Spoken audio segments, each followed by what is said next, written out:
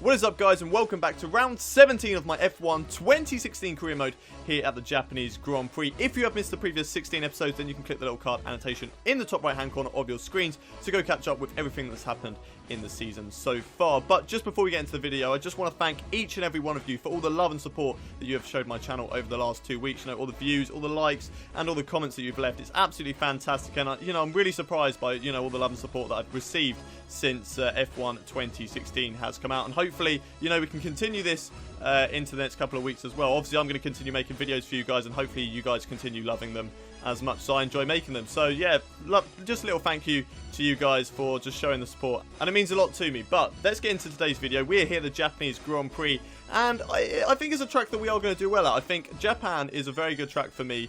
Malaysia was a good round for me last time out, so I'm very, very happy about that. Japan, I reckon I can do a good job here as well to get another good amount of points. I'm not too sure whether I'll get like as high as 4th position. As long as we can qualify highly, then I reckon we have got a good chance of doing that. But if we can play the strategy right, if our tyre wear is good, then hopefully we can do that. But it is a little bit unknown of how well we're going to do. I'm not really too sure on that, so we're going to find out as we head into the practice sessions. Good morning and welcome to what is considered one of the greatest Formula One tracks on the racing calendar. Here we are in Japan at Suzuka for today's practice session. So here we are then going over my first couple of laps on this Japanese Grand Prix. Just going through the track acclimatization as we usually do. Round the final couple of corners, getting through all the gates. And I think we are going to get a purple score, which we do, 495. Getting it exactly spot on for the purple score. And there we go, maximizing the amount of resource points that we can get to maybe hopefully upgrade our engine at the end of this race. We might have to wait until the American Grand Prix, but we'll just have to wait and see for that. Also setting the fastest lap as well. We haven't done that for a long time, but now here we are doing the tyre wear management, going through 130R and getting a great move on Danny Kvyat in towards that corner. Hopefully we can do that throughout the race weekend if we have to. I mean, hopefully we don't have to.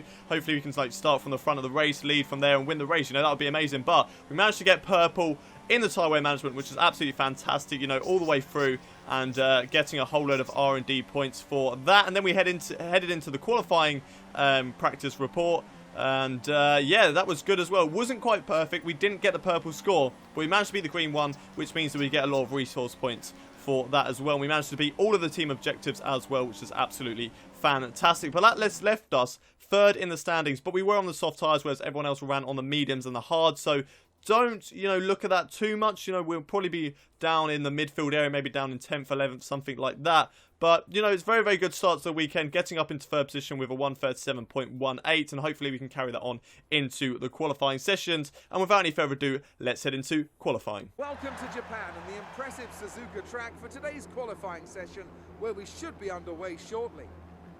So here we are then in the first qualifying session of the day, and looking at our results from the practice session, I do expect to get out of Q1 and into Q2. We'd had a very, very good session. Hopefully we can do that and get into Q2 and just go for some good running. So we're not going to waste the tyres. We're just going to go out right at the end of the session, go forward 2 laps on the soft tyres, and hopefully that'll be enough to get into Q2, and we'll see where the qualifying session goes from there. But let's head out on track. Here we are then going over my first lap here in the qualifying session, through the right and then the left of the final chicane. It's not been the best of laps on this opening lap. Here we go, coming down towards the line. It's going to be about 139, and it is. It's a 139.149, and it's only good enough for 22nd on the grid. We're behind Rio Haryanto, 4 seconds off the pace of Sebastian Vettel. And here we are going for our final lap in this Q1 session. Hopefully this one is an improvement. It does look like an improvement at the moment. 2 seconds better down towards the line, but what is the time good enough for? I'm not too sure at the moment. Have we got out of Q1? No, we haven't. Only good enough for 18th position in this qualifying session. Very, very disappointed with that result. I was expecting a whole lot better. Jolyon Palmer at least getting into Q2 right there. He's in 7th place, but I was really hoping to get into Q2 very, very easily. And, we lost out by quite a bit, if I'm honest. Jenson Button with a 136.6. He was the last guy into Q2. And, yeah, we lost out massively there. A whole 0.5 of a second to Jenson Button, 0.4 of a second. Really, really disappointing result in this qualifying session. And hopefully we can bounce back in the race. I mean, we've shown it in Italy, we've shown it in Malaysia, that when we have bad results in qualifying, that doesn't necessarily mean our race weekend is over. We usually come back with fantastic results. So hopefully that can happen this weekend. But for now, let's head into the race. just before we head into the race, though. Unfortunately, with that result, that means Max Verstappen has beaten us in the rivalry update. So we're going to have to go again after this Japanese Grand Prix to try and beat Max Verstappen. And a very warm welcome to the Japanese Grand Prix, an event that has decided a Drivers' Championship 11 times over the years and has hosted some very memorable races as well. Who can forget Kimi Raikkonen's win from 17th on the grid in 2005, or Kamui Kobayashi's incredible drive to a podium in 2012.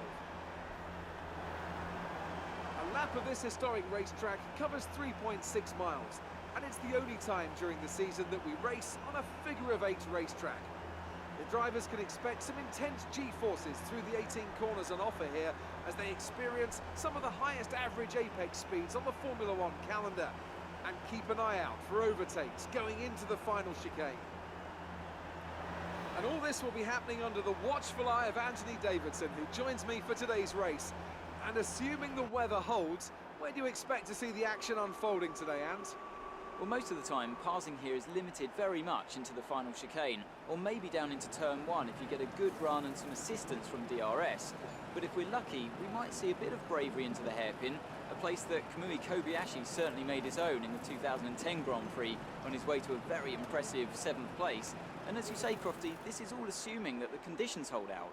We know how quickly the clouds can come in here at Suzuka, and if they do, all bets will be off. Okay, here we go. I know what you can do. Don't let me down.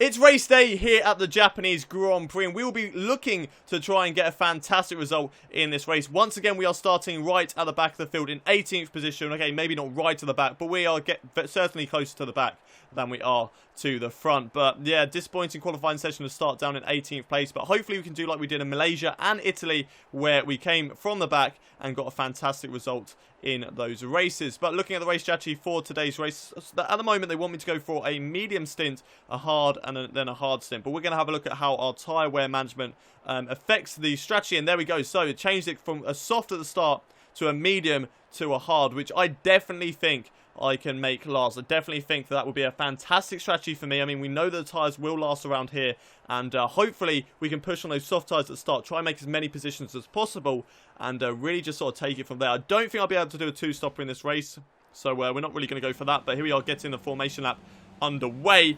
And being right at the back of the field once again, we just got to wait for all the other guys to go. Jolyon Palmer not having the best qualifying sessions either, down in 16th place. So despite the Renault having good pace and being like the 3rd or 4th best car in the R&D race, some tracks it just doesn't suit us, and Japan, I guess, isn't one of them, with Jolyon Palmer being back down there. But let's head back to the race start after we warm up our tyres and warm up our brakes. And here we are for the start of the race. The lights starting to come on. It's 5 red lights.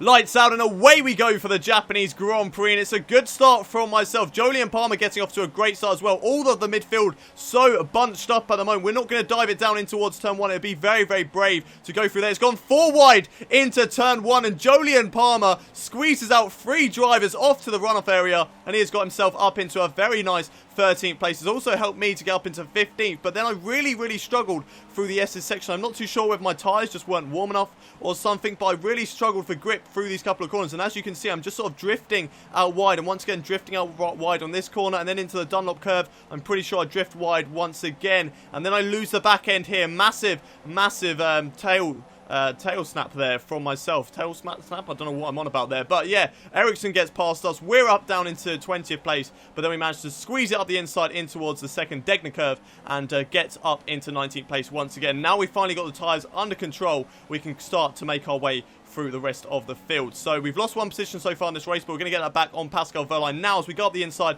in towards the second Degner curve once again. It's looking like it's going to be a nice overtaking spot for us as the race goes on. Here we are following in the slipstream on Rio Haryanto. Maybe have a look up the inside in towards 130R, which we do, and there we go. A fantastic move up the inside on Rio Haryanto through the second Degner curve. Not quite going for the move there on Felipe Nasr as we cut ahead to lap 3. Maybe have a look around the outside to get the inside line into the hairpin, side by side with Felipe Nasr in towards the hairpin. Who's going to come out on top? Who's going to have the best drive and the best traction out of the corner? It looks like myself in the Renault manages to do it. Now we're on the back of Romain Grosjean for 12th position on lap 4, and having a look once again up the inside in towards the second Degner curve. Not quite being able to make it stick there, but out of the corner. Better drive and better traction.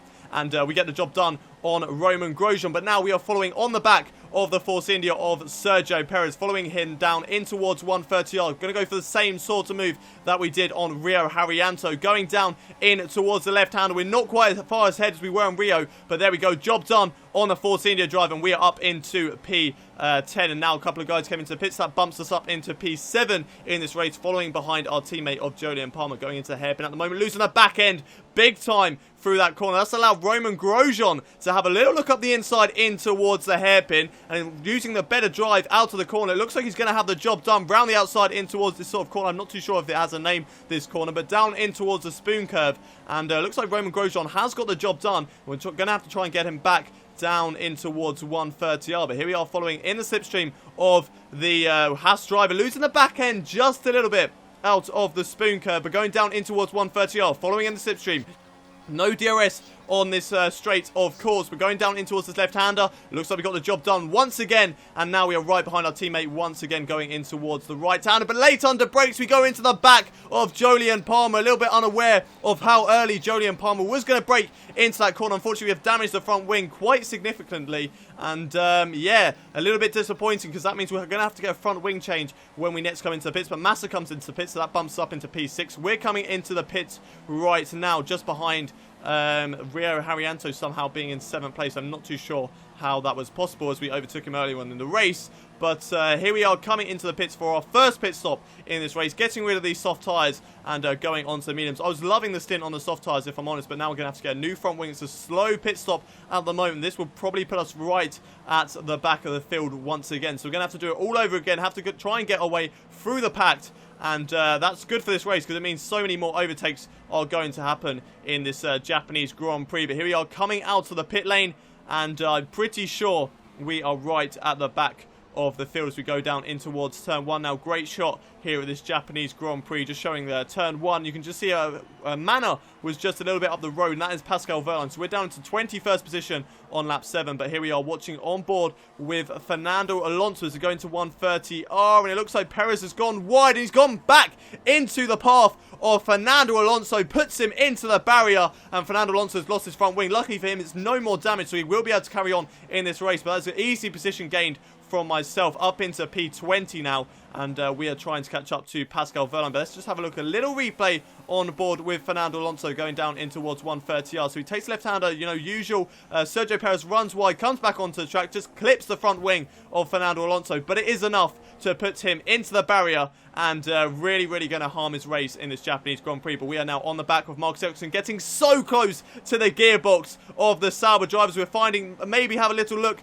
around the Dunlop curve in towards the 2 Degner corners. We're still stuck behind the Sauber driver there, but we managed to get the job done in towards the first Degner, and we don't even have to worry about the second Degner with Marcus Ericsson going round the outside there. But on the board with myself once again on lap 10, going round the outside of Felipe Nasr. So we are just making strides through the field at the moment while they're on the hard tyres. We're on the mediums. Nico Hulkenberg ahead of us on the medium tyres, so it might be a little bit difficult to try and get the move done on him, but we might have a look in towards the second Degner curve.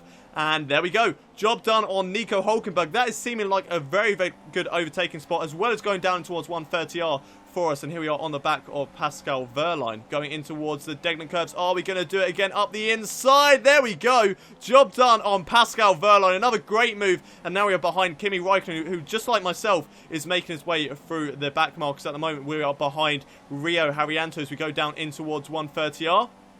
Just going to move over to the left-hand side, get the inside line down in towards this corner. Who's going to come out on top? It's me once again. Maybe taking a little bit too much of the grass there on the left-hand side, but Rio Haryanto dropping wide there on the exit of 130R. And now we go through the chicane down in towards the final corner. On board with Rio Haryanto. What's happening here then? His engine has gone. Rio Haryanto is out of today's Japanese Grand Prix. Both Manners were running in a good position. I mean, Rio Haryanto was in a fantastic position in this race to possibly even score points. Unfortunately, his race is over. He's had a really terrible season with reliability. He's had so many engine failures this season, but nevertheless, we are on the back of my teammate Jolyon Palmer on lap 14 now. He's currently in P8. I'm currently in P9. We've got Lewis Hamilton right behind us as well. We're following in the slipstream of my teammate. Going to pull over to the left-hand side. Once again, going side by side. This time with my teammate down into 130R. Easy move. He backs out of it, runs it wide, and allows Lewis Hamilton to get the job done on him as we go through the right, then the left of the chicane. We're going to have Lewis Hamilton right on our tail as we go down the start-finish straight. He will have the slipstream. He will have the DRS. There we go. DRS is now open for Lewis Hamilton. He pulls over to the right-hand side. A little bit of a tyre bang there between the two of us. We're going down in towards turn 1. We've lost position to Lewis Hamilton, but he runs it onto the grass, runs it wide, and that is an easy position gain from myself up into P8 once again. And Lewis Hamilton will be very, very disappointed with how he took that corner. But coming around the final corner, are we going to come into the pits on this lap? Yeah, we are. Here we go. Coming into the pits on lap 15 for a new set of hard tyres, just about making the speed limit this time. This time, though, we don't have to go for a slow stop because we're not getting a new front wing, so hopefully the stop will be a lot quicker and we won't be right at the back of the field again. But I think we are one of the first guys to come into the pits, and we're going to try and make these hard tyres last quite a considerable amount of laps. So I think it's 12 laps we're going to make them last, which we should be able to do because obviously it is the strategy that the team wanted me to do. It's not one of my own ones that I usually go for where I try and do less pit stops. This one is the team, what they expect from me, so we should be able to do it as we go through the right-hander of turn 1. But we are down into 19th position in this race, pretty much at the back of the field once again on lap 16. But once again, we're going to try and make our way through the pack again. But here we are on the back of Felipe Nasr, just going down in towards the 2 Degner curves, and once again just getting the job done in towards the second Degner curve. It was a fantastic overtaking opportunity for us and 130R, and it just made overtakes so much easier. But now coming through the final corner down across the start finish straight, we're getting past a few guys that have come into the pits. We've got past guys previously that have come into the pits, and now we're up into P10 in this race in a point scoring position. And can we catch up to Roman Grosjean? I don't think so. I mean, unfortunately, that just nothing happened. We didn't have the pace to catch up to Roman Grosjean, but luckily Jolyon Palmer didn't have the pace to catch up to us either. So it was a pretty much boring race after during that hard tyre stint. But nevertheless, we're going to come across the line from starting in 18th position in this race to get a fantastic 10th place in this Japanese Grand Prix.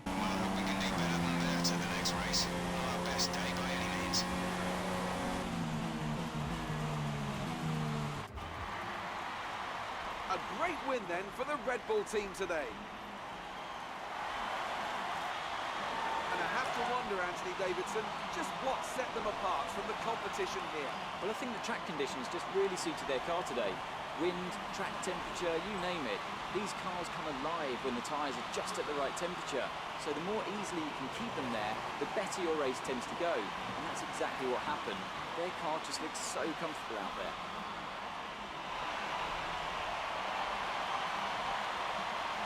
And I can see now the drivers are making their way out. We need Red Bull fighting at the front. They do an incredible amount for Formula One. And that's another winner's trophy heading back to Milton Keynes. So the engineer was a little bit disappointed with my result there, only getting P10. I mean, the team wanted me to get 9th position in today's race, so I only missed it by 1 position. But, you know, we started down in 18th. We lost our front wing, so we probably should have been... Had we not lost our front wing, we would have definitely been within maybe the top 7. Maybe not because Lewis Hamilton was in 7th place, so might not have been up there, but definitely around Danny Kvyat, Jenson Button sort of area. So a little bit disappointing that front wing damage cost us so massively in the points, but still we managed to get a points position, we managed to get 10th place, so it was still a great result from us. Max Verstappen goes on to win another race in the season. I think that's his 3rd race win in this 2016 season. Kimi Räikkönen finishes in 2nd with Sebastian Vettel in 3rd, Daniel Ricciardo in 4th, Nico Rosberg in 5th, Danny Kvyat 6th, Lewis Hamilton in 7th, Jenson Button in 8th, Roman Grosjean in 9th, and there's myself getting the final points position. A little bit unfortunate for Jolyon Palmer not to get in the points there, but hopefully he can get in the points at the American Grand Prix. Let's have a look at how these results affect the drivers' standings though. And in the drivers' standings, we are down into 7th position once again. Daniel Ricciardo once again jumping above us. He is now 8 points ahead of us in the championship, so a little bit disappointing to lose out to him, drop down to 7th, but 7th place in drivers' standings for a Renault is absolutely fantastic result. I mean, to be battling with a Red Bull driver in the driver's standings is just amazing, and hopefully we can carry on throughout the season. Sebastian Vettel is absolutely destroying the Drivers' Championship at the moment. 38 points ahead of Lewis Hamilton and his teammate Kimi Raikkonen, but one bad race for Sebastian Vettel and the title race is thrown wide open between those 4 drivers. So hopefully that does happen. Hopefully Seb can have a bad race in USA, get 0 points. All of Lewis Hamilton, Kimi Raikkonen and Nico Rosberg get really, really good results. And hopefully those guys can battle it out for the championship going into the end of the season. But let's have a look at how this affects us in the Constructors' standings. And we are down into 5th position once again. So we've dropped down in the Drivers' standings. We've also dropped down in the Constructors. We've lost out to Toro Rosso once again. The gap to those guys is 5 points at the moment in the standings. So we've not lost out massively, and we can definitely get them back at the American Grand Prix if we get another fantastic result like we have shown so many times over the course of the season. So that is the goal, to try and get back past Scuderia Toro Rosso, and hopefully we can do that within the next 2 races. But that is it for today's Japanese Grand Prix. Let's head back to the menus. Here we are then on the laptop screen. Unfortunately, we lost out to Max Verstappen in the rivalry, but having a look at the amount of resource points that we have at the moment, we can upgrade pretty much anything on our car apart from the downforce. And I've said this before in the last couple of episodes, and one guy in particular in the comments definitely wants me to upgrade my engine. So I think it's about time we probably upgrade our engine. I mean, we focused mainly on downforce recently. So with the tracks that are coming up, I think focusing on the engine is a good way to go. So that's what we're going to do. And with that, and with only 81 resource points remaining, we're going to see research and development get 25 extra bonus R&D points for next season from all the resource points that we earn from now till the end of the season. So that's what we're going to do, because I mean, we're not really going to afford anything else in terms of research and development, so I think that is probably the best way to go. And just looking at the way we've upgraded our car so far this season, it looks pretty cool, to be fair. You know, we've mainly focused on drag, downforce and engine power now. Haven't really focused on fuel efficiency. We only really upgraded that once at the Monaco Grand Prix.